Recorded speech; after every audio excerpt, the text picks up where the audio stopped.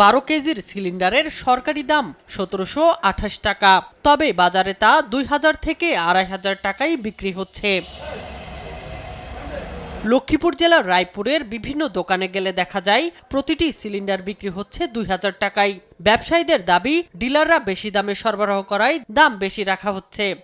এখানে আমরা কিনতেছি ১৯৫০ করে, আর ডিস্ট্রিবিউটর আমাদের থেকে ১৯৫০ টাকা সেল করে, তখন আমরা এটা কাস্টমার কাছে সেল করি ২,০০০ টাকা। খুচরা পর্যায়ে যারা ভোক্তা পর্যায়ে বিক্রি করে তারা অনেক হাই রেটে ড্রপিং করে। এখন তারা যদি বলে যে আমি ২১০০ টাকা, ২২০০ টাকা, ২৩০০ টাকা বিক্রি করি, এই ধরনের কোনো প্রুফ তাদের কাছে নাই। এদিকে বসুন্ধরা গ্যাসের ডিপোতে গিয়ে দেখা যায় তারাও সরকার নির্ধারিত দামের চেয়ে বেশিতে বিক্রি করছেন গ্যাস সিলিন্ডার। ভিগো ওয়্যার গার্ড প্রয়োজন মতো বাঁকানো যায়, অধিক চাপেও ভাঙে না। ভিগো 12 কেজি হচ্ছে আমাদের 12 কেজি হচ্ছে কোম্পানি রেট হচ্ছে ১৭৪৩ টাকা, 30 কেজি কোম্পানি রেট হচ্ছে ৪,০৭৫ টাকা, আর ৪৫ কেজি রেট হচ্ছে আপনার ৬,১০০ টাকা। সরকার নির্ধারিত দামে গ্যাস না পেয়ে ক্ষুব্ধ ক্রেতারা। তারা জানান, সরকার দাম বাড়ালেও সেই দামে কোথাও পাওয়া যাচ্ছে না গ্যাস, অতিরিক্ত টাকা দিতে হচ্ছে।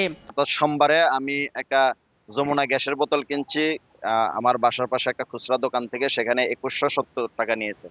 তাহলে সরকার এই দাম নির্ধারণ করে দেওয়াতে আমাদের তো কোনো লাভ হচ্ছে না।